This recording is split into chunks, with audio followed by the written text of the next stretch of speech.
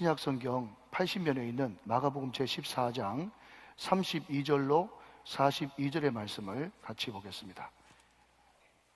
이 계시의 말씀을 한 절씩 나누어 교독하시고 마지막 절 합독하실 때 살아계신 하나님의 음성을 들을 수 있기를 원합니다.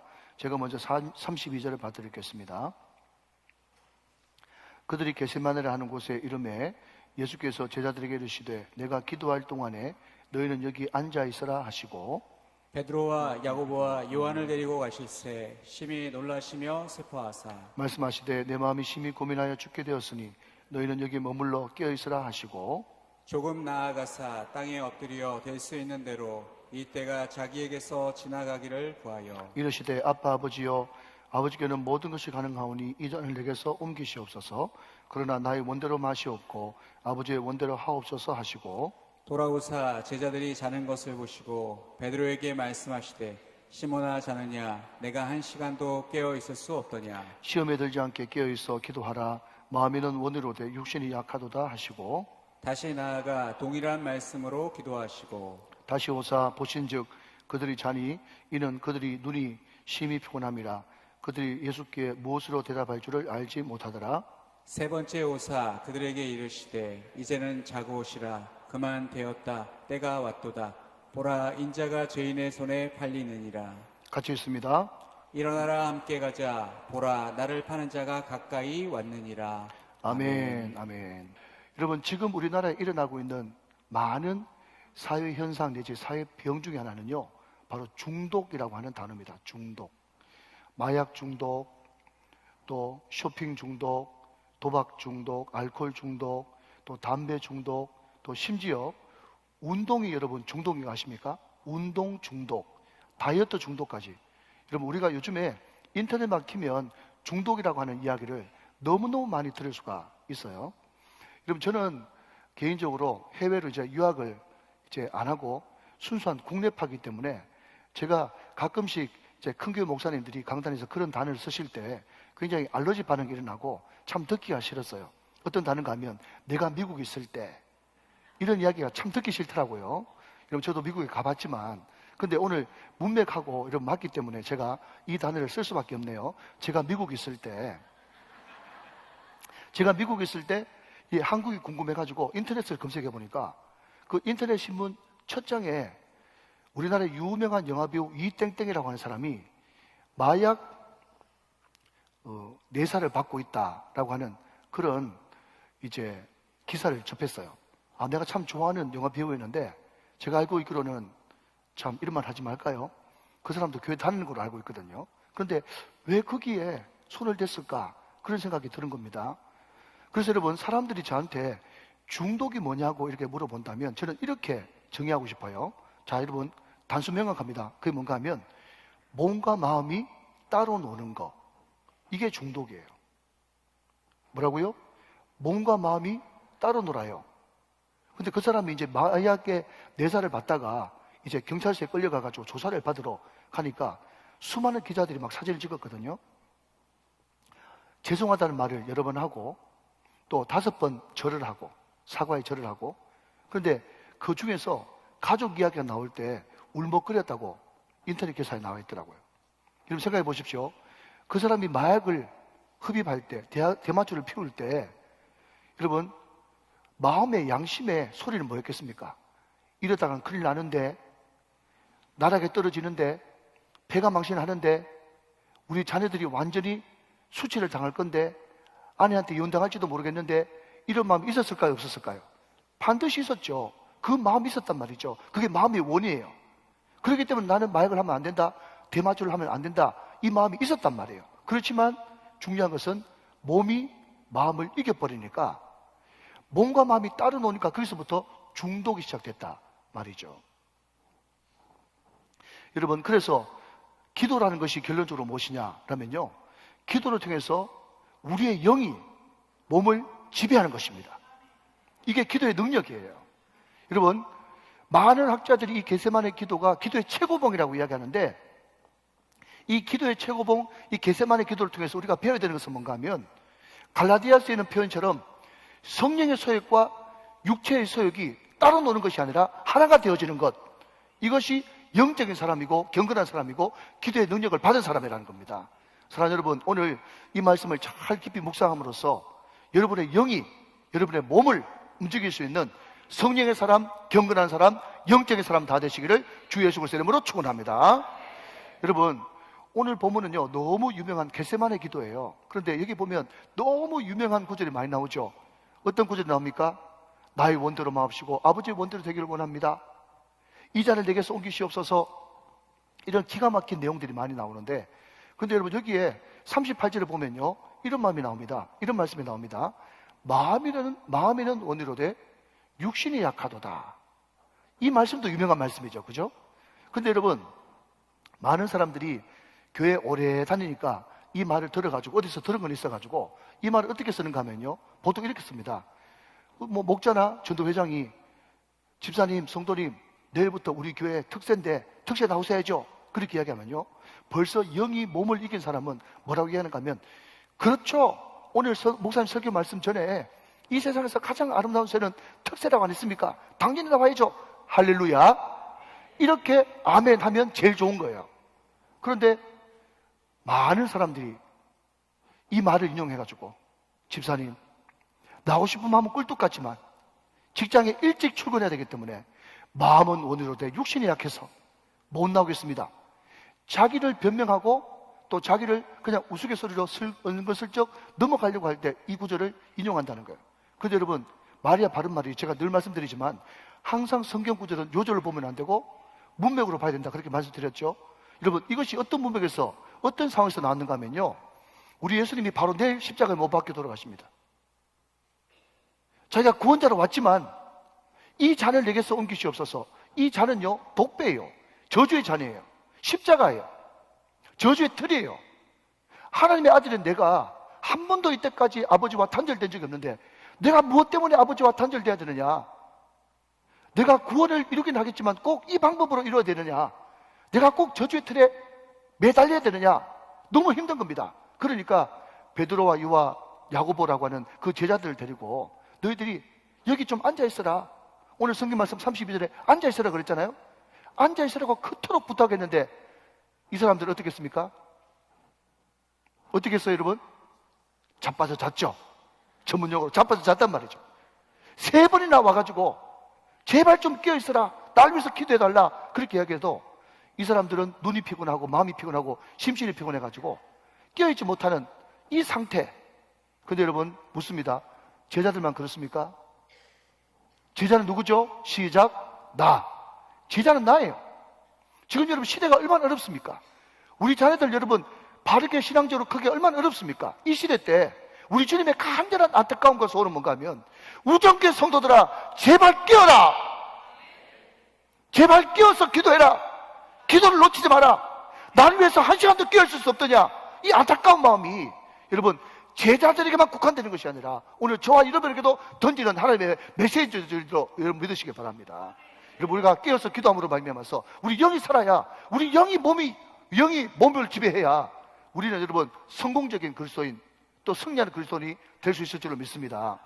오늘 여러분 이 말씀을 통해서 우리가 다시 한 번 더 영이 살고 또 우리의 마음이 우리의 몸을 지배함으로 말미암아서 항상 성령의 소욕이 육체의 소욕을 이기고 몸과 마음, 성령과 육체가 온전히 일치되어지고 하나 되어지는 경건한 그리스도인들 다 되시기를 주 예수 그리스도의 이름으로 축원합니다. 자, 첫째로 그러면 오늘 이 주님의 기도, 이 기도의 최고봉 겟세마네 기도는 어떤 내용이 있는가? 첫 번째는요, 우리 주님의 기도는 그 기도가 진실했고 중심을 드리는 기도였다 하는 것입니다. 자, 여러분 오늘 본문 33절 말씀을 같이 한번 보실까요? 33절 보시니까 베드로와 야고보와 요한을 데리고 가실새 그 다음 심히 놀라시며 슬퍼하셨다 그랬어요. 여러분, 제가 이 단어를 헬라어 원어에 찾아보니까 굉장히 복잡한 단어로 되어 있습니다.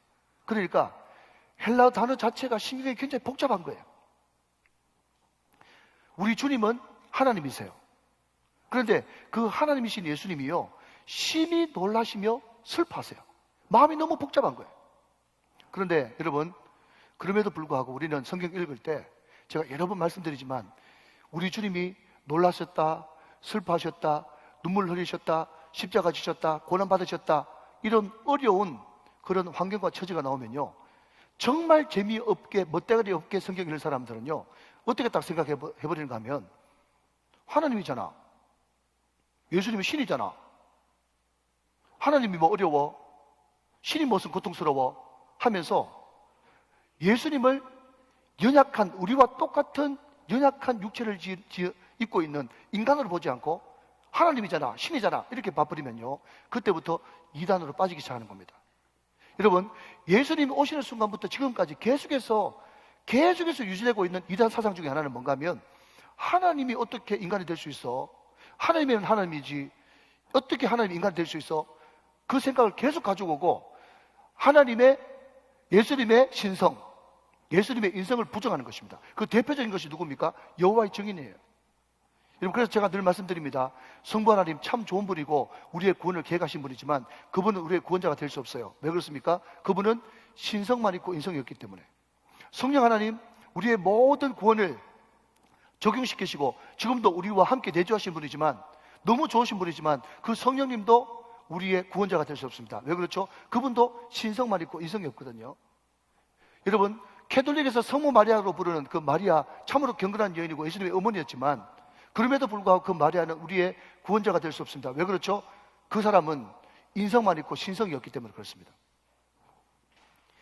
이 세상에 유일한 한 분, 예수 그리스도, 그분은 완벽한 하나님, 완벽한 인간.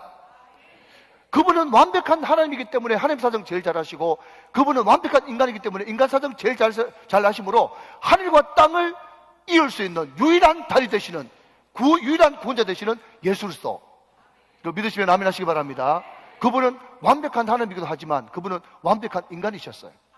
여러분, 그렇기 때문에 그분은 정말 공중에 나는 새도 깃들 집이 있고 여우도 굴이 있고 공중의 새도 이런 둥지가 있는데 인자는 머리 둘 것도 없다 하시면서, 여러분, 참으로 차디찬 이슬을 맞으시면서 연약한 인간으로 이 땅에 연한 숨같이 사신 그 예수 그리스도, 그분은 십자가를 앞에 두고 하나님의 아들이 있음에도 불구하고 그분은 연약한 인간이었기 때문에 그 십자가 앞에서 심히 놀라시며 슬퍼하시는 그 인간 예수님을 우리는 보게 된다는 것입니다.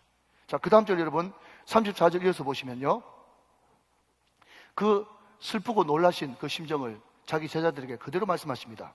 말씀하시되 내 마음이 심히 고민하여 죽게 되었으니 너희는 여기 머물러 깨어있으라 하시고 그랬습니다.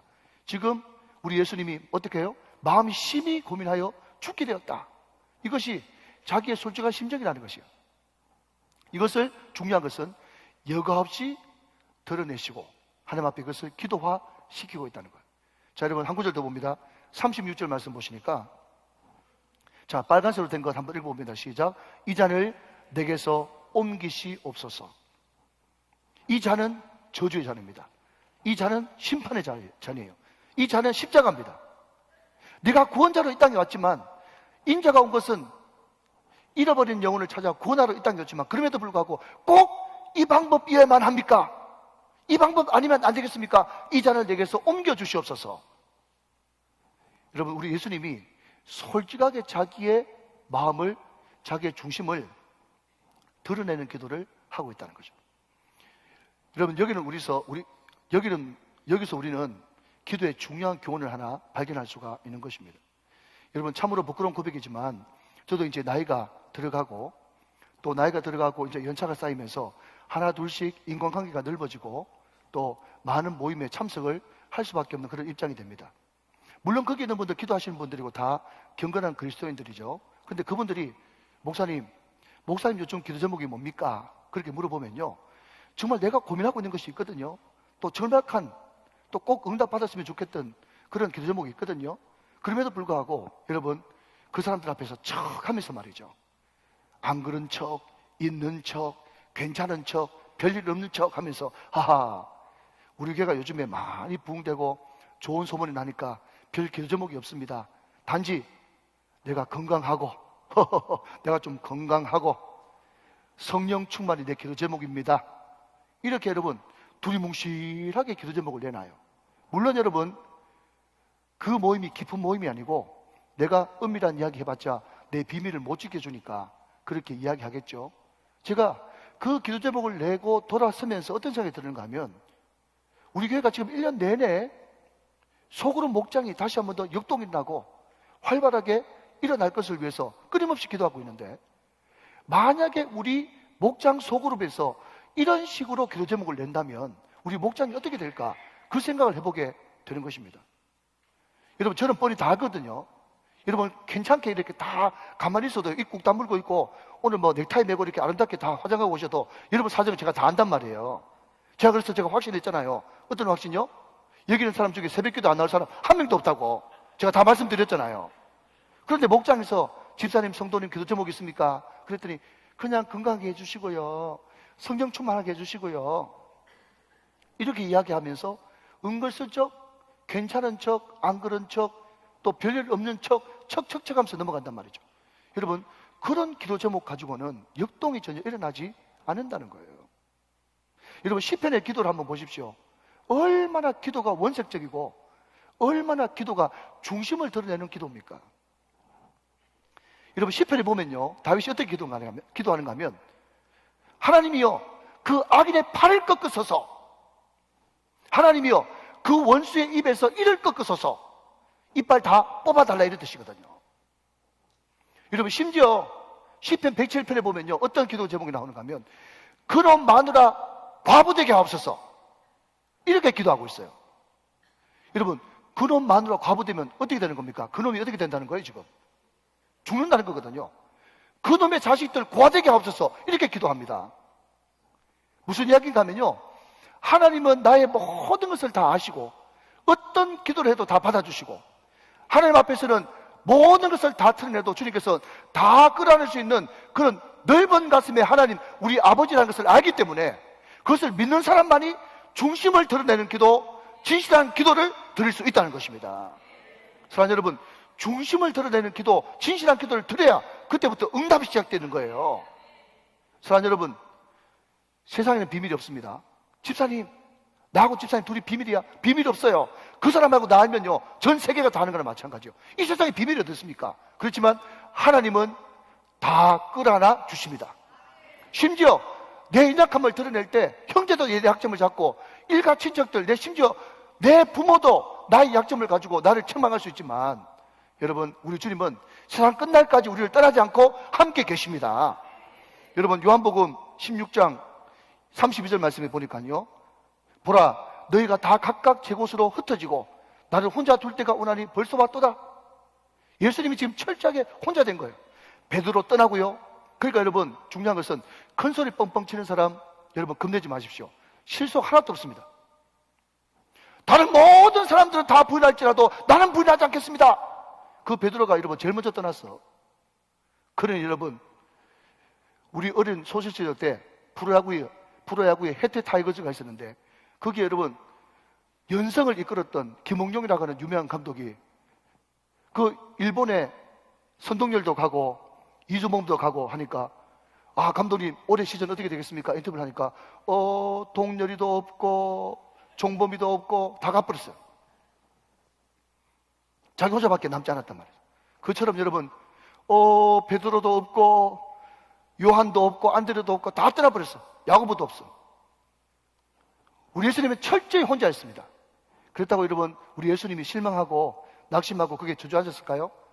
자, 여러분, 그 뒤에 나오는 요한복음 16장 32절 그 뒤에 나오는 그러나라고 하는 그 단어부터 중요합니다. 자, 그러나부터 저와 같이 낭독자를 잊지 마시고 같이 있습니다. 이게 방금 읽었던 요한복음 16장 32절 하반절입니다. 같이 있습니다. 시작. 그러나 내가 혼자 있는 것이 아니라 아버지께서 나와 함께 계시느니라. 할렐루야. 여러분, 이게 할렐루야예요. 이게 할렐루야예요. 세상 모든 사람들이 다 떠난다고 할지라도 온 세상 날 버려도 주 예수 안 버려 끝까지 나를 돌아보시니. 여러분, 세상 사람 다 떠나도 우리 주님은 떠나지 않고 나와 함께 계십니다. 그분은 나의 비밀을 지켜주십니다. 그분은 나의 약점 잡지 않으십니다. 그분은 다 끌어안으십니다. 그분은 어떤 원통한 기도를 드려도 일단 다 받아주시고, 하나님, 시금치도 싫습니다. 시편도 싫습니다. 시장 다 싫습니다. 내가 왜 그 사람들한테 이렇게 무시당해야 됩니까? 그렇게 이야기할 때 우리 주님은 일단 다 들으세요. 다 듣고 나서 실컷 시금치 욕하고 이렇게 하고 난 다음에 하나님께서 다 들으시고 난 다음에 여러분 제 경험상 그래요.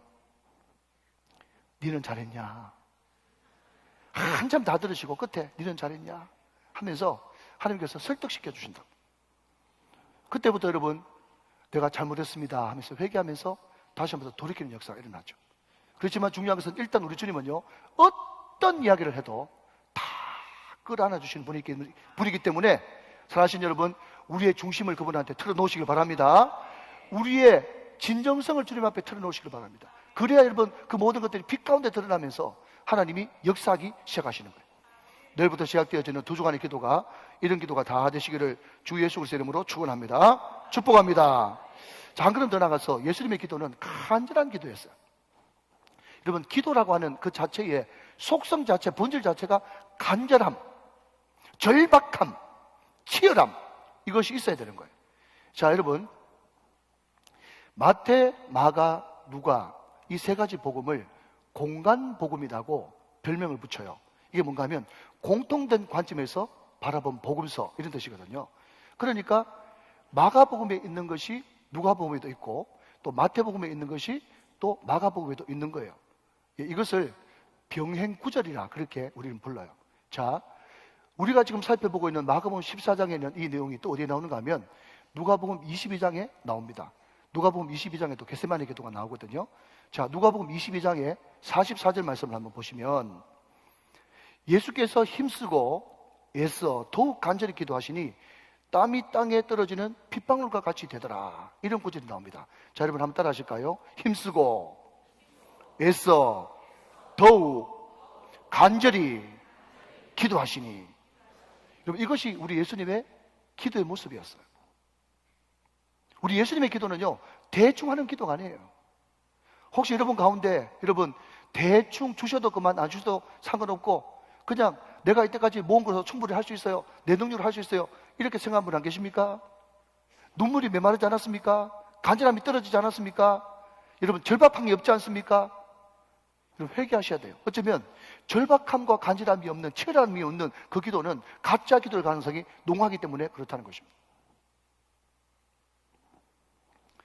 근데 여러분 오늘 성경 말씀 보시면 이 간절하고 절박한 기도를 우리 주님께서 3번 하셔서 3번. 여러분 우리는 산상수훈에서 중언부언 기도를 들어봤습니다.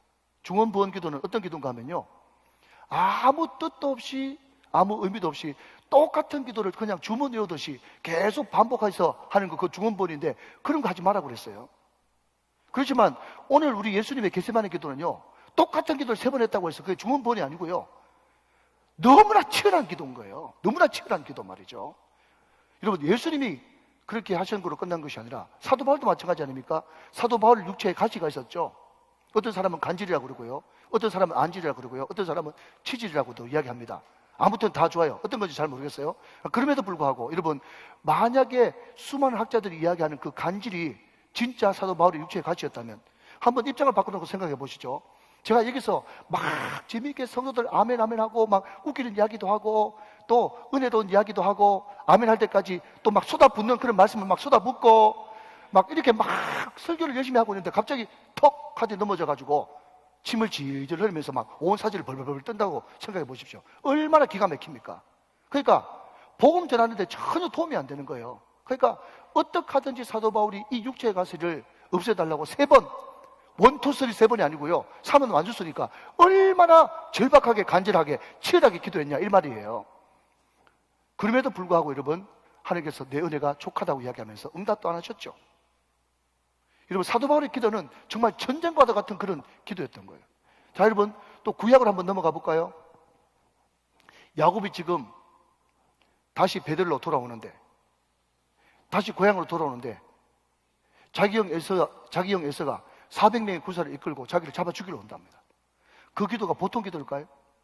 여러분 좀 더 넘어가서 한나가 지금 그 시대의 모든 사람들이 여자가 애를 낳고 아이가 없다는 것을 다 저주받다, 하나님 앞에 저주받았다고 생각하는 그 문화 속에서 자기의 그 절박함, 또 민족의 절박함, 자기는 애가 없지만은 이 시대도 하나님의 말씀을 제대로 대언할 주의 종이 없어. 엘리 같은 사람이 지금 대제사장에 앉아있는 그 절박한 시대상을 끌어안고 정말 간절히 기도했을 때, 여러분 그 기도는 정말 치열한 기도고 전쟁과 같은 그런 기도인 것입니다.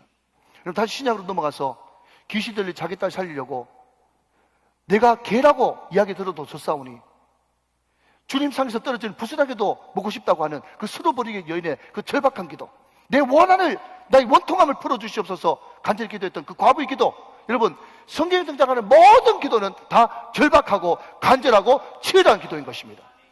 마태복음 7장 7절에 구하라 주실 것이요 찾아라 찾아낼 것이요 문을 두드리라 열릴 것이다. 그 말이 어떤 말이라고요? 계속 구하라, 계속 찾으라, 계속 두드리라. 절박함과 치열함, 절실함, 이것이 기도의 본질이고 기도의 속성이라는 것입니다. 사랑하는 여러분, 죄송합니다. 여러분의 눈물이 마르지 않았습니까?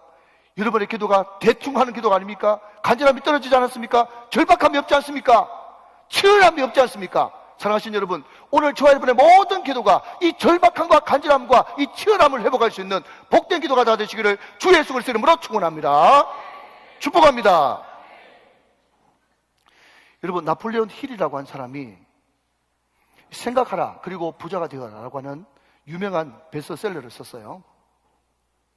여러분 참고로 이 책은요, 이 나폴레온 힐이라고 하는 사람이 20년 동안 507명의 자수성가한 부자들을 일일이 다 인터뷰해가지고 그것을 정리하고 모은 책입니다.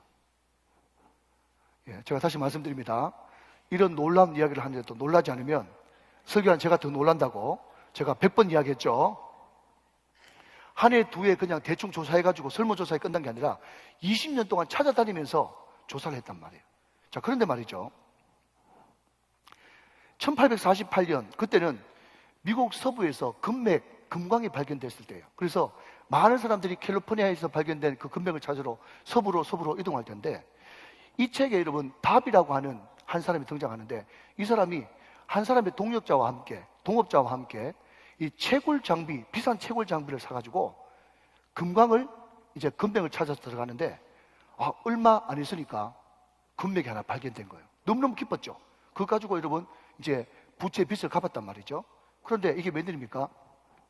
점점 부채는 또 늘어나고 또 힘은 들고 또 일하는 사람은 자꾸 떠나고 하는데, 한 달, 두 달이 지나도 금맥이 뚝 끊기고 더 이상 발견이 안 되는 거예요. 그래서 이 두 동업자, 이 답이라고 하는 사람하고 이 동업자가 하는 말이 뭔가 하면, 우리가 계속 이렇게 작업을 하고 공사를 하면 할수록 빚만 더 늘어나니까 우리가 이거 팔아버리고 각자 도생하자 해가지고 헤어졌어요.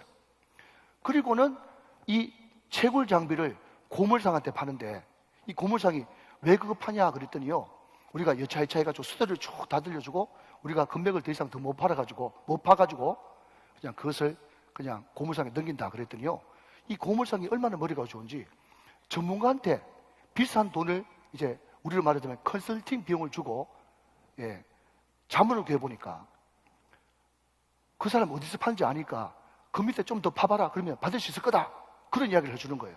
그런데 이 고물상이 정말 럭키죠, 그죠? 행운이죠. 완전 대박났죠. 1m도 안 팠는데 그게 어마어마한 금맥이 있더라는 거예요. 이런 이야기 들으면 속에서 천불나죠. 재밌기도 하면서 속에 천불나지 않습니까? 그런데 자기가 포기했던 거기에서 금맥이 엄청나게 발견됐다는 그 이야기를 답이라는 사람이 듣고 교훈을 받았다는 거예요. 어떤 교훈을 받았는가 하면, 절대로 무슨 일을 만날 때마다 앞으로는 절대로 포기하지 않고 1m를 더 파보는 심정으로 내가 무슨 일을 하든지 하루하루 최선을 다하겠다, 그런 교훈을 받았다는 거예요. 그래서 이 사람이 이전에는 금맥을 팠는데 그 이후에는 직업을 바꿔가지고 보험을 파기 시작한 거예요. 그런데 보험을 여러분 하시는 분들 우리 교회도 몇 분 계십니다만은, 여러분 보험이 한번 가가지고 여러분 상품 소개한다고 그 보험을 삽니까? 그냥 허구한 거절당하죠. 그러니까 그 경험이 없는 사람은요, 거절당하면 안 되는가 보다, 포기해야 되겠다, 나도 부끄럽다 생각하면서 다 포기하는데, 이 답이라고 하는 사람은요, 그 1m의 그 교훈을 알기 때문에 내가 한 번 거절당한다고 내가 물러설까 보냐 하면서 막 될 때까지 밀어붙이는 거예요. 그래서 이 사람이요, 그 다음 해에 어떤 일이 벌어졌는가 하면 우리나라로 말하면 전국 1등 보험왕이 됐어요. 전국 1등 보험왕이 돼가지고 금맥 파는 것보다 훨씬 더 많은 돈을 벌었다고 하는 그런 이야기가 여기 나와 있어요. 그런데 여러분, 이 사람이 나폴레옹 힐이라고 하는 사람이 얼마나 똑똑한가 하면요, 여러분이 방금 말씀해드린 이 예화를 들으면서 여러분 가운데는 여러 가지 다른 적용을 할 겁니다. 이미 알고 그 사람이 우리 우정교회 와봤는지 어떻게 알고, 그죠? 이렇게 이야기합니다. 잘 들어보십시오. 첫째, 여러분이 이 이야기를 들으면서 포기하기 전에 전문가의 도움을 구하라. 여기에 은혜 받은 사람도 있을 겁니다. 이 사람 미리 이제 알고 이제 느껴지는 거예요. 두 번째, 조기 성공에 도취하지 마라. 이 말에 또 은혜 받은 사람이 있을 거라는 거예요.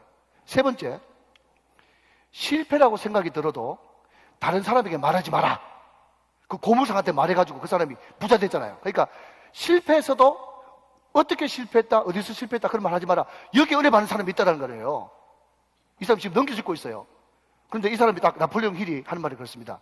그러나 쓸데없는 것에 관심 갖지 말고 너희들이 이 이야기를 들으면서 반드시 한 가지만 집중해야 될 것은 뭔가 하면요, 자, 여러분 들어보십시오. 제가 있습니다. 완전히 실패했다고 생각하는 순간 한 걸음 더 떼는 것으로 지금의 성공을 이루었다. 이것만 생각하라는 거예요. 제가 서두에 말씀드렸습니다.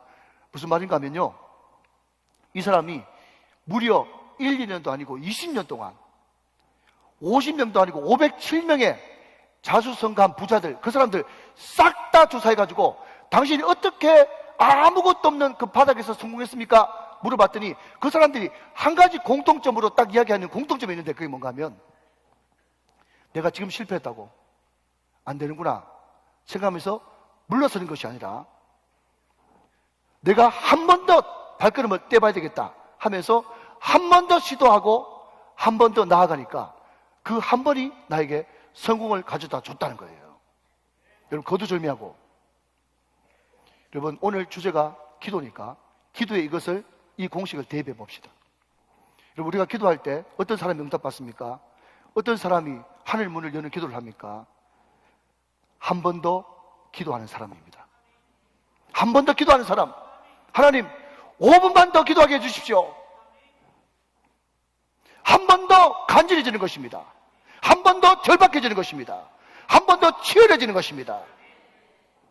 치열함이 없는 기도, 절박함이 없는 기도, 눈물이 없는 기도, 간절함이 없는 기도, 이 기도는 하나님이 기뻐하지 않는다는 거예요. 사랑하신 여러분, 당장 오늘부터 시작해서, 당장 내일부터 시작해서 우리의 기도가 기도의 가장 본질인 간절함, 치열함,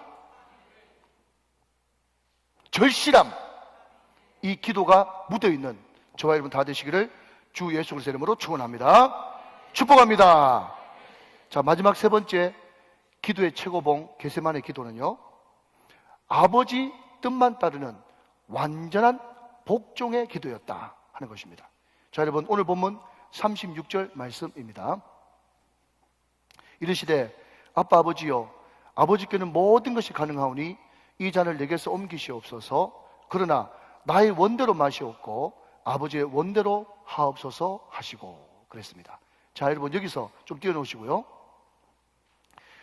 우리는 여기서 기도의 중요한 두 가지 레슨을 배웁니다. 첫 번째는요, 예수님은 아버지 하나님께 기도할 때 하나님의 전능하심에 의지해서 기도했습니다.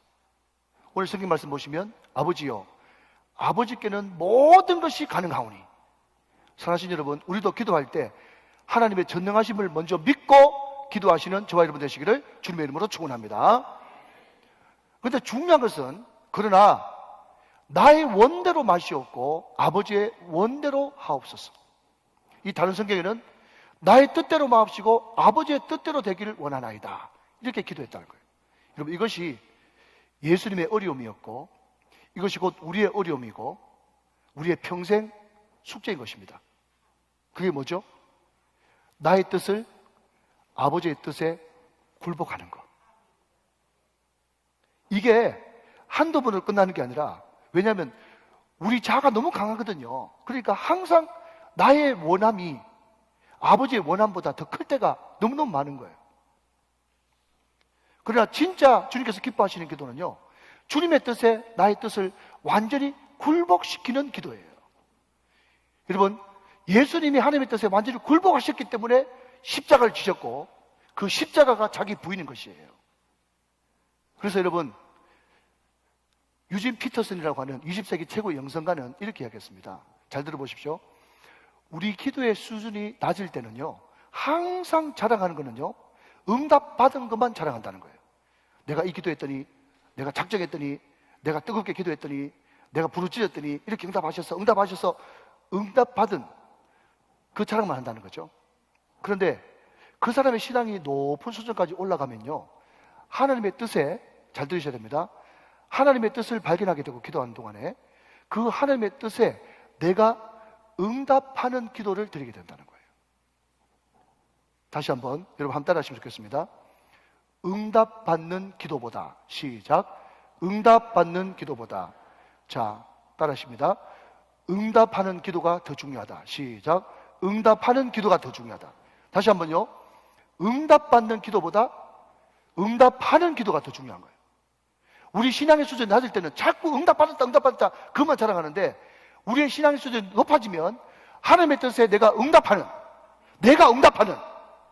내 뜻을, 내 원하는 것을 죽이고 하나님의 뜻에 내가 응답받는 것이 아니라 응답하는 기도, 이게 더 중요하다는 거예요.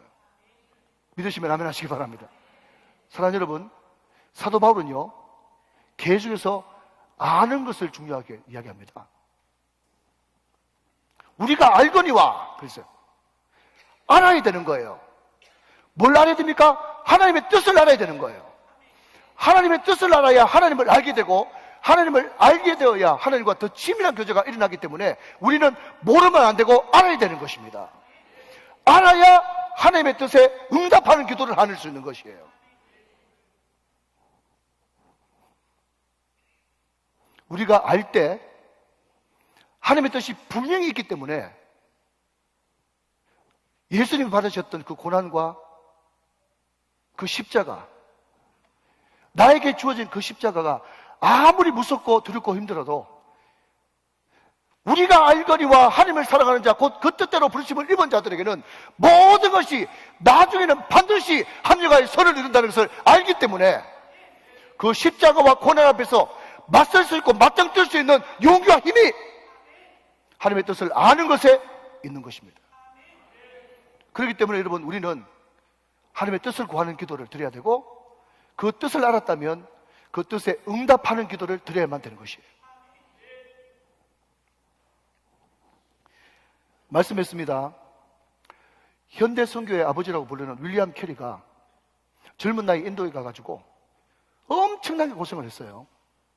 40년 동안 선교하면서 자기 부인이 정신병에 걸려버렸어요.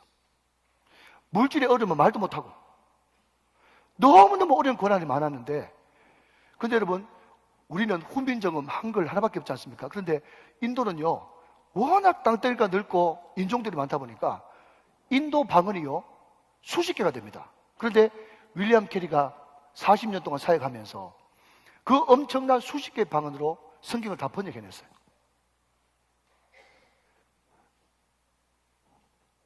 저도 요즘 세대지만 만약에 요즘 사역자한테 그렇게 하라 그러면요, 12번도 더 도망갔을 겁니다.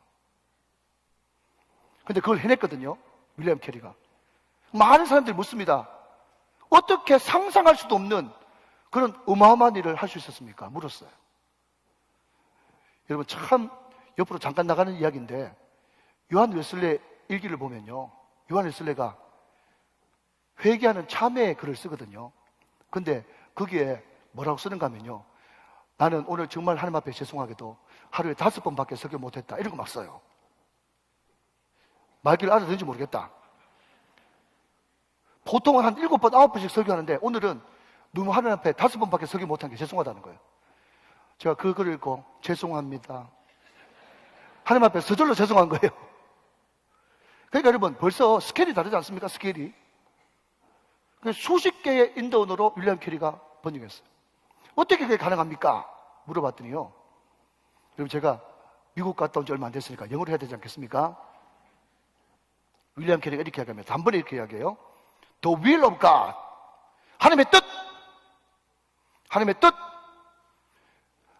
날 향하신 하나님의 뜻이 그 모든 사명을 감당하게 만들었단 말이죠.